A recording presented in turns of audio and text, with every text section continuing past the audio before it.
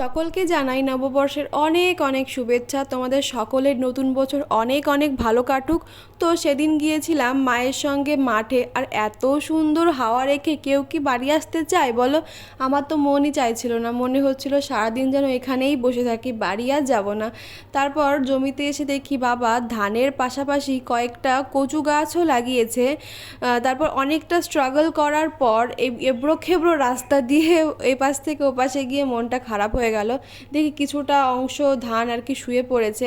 তারপর হঠাৎ করে চোখ গেল আমার এই কুমড়ো গাছটার ওপর। বাবা এখানে কুমড়ো গাছ লাগিয়েছে, সেখানে আবার কুমড়ো ফুলের কুঁড়িও এসেছে। আর তার ঠিক পাশেই বুনেছে বাবা পাট শাক বাড়িতে খাওয়ার জন্য। কিছুক্ষণ হাওয়া উপভোগ করার পর দেখলাম কলা গাছে কলা ধরেছে, কিন্তু এখানে যেন কলা থাকে না, চুরি হয়ে যায়। কি করা যায়? তারপর এখান থেকে কিছুটা ফুল ছিঁড়লাম, এবং এই ফুলগুলো আমার ভীষণ ভালো লাগে, অনেক হয়ে থাকে এখানে। তো that's it for today. Thanks for watching. কেমন লাগলো জানি।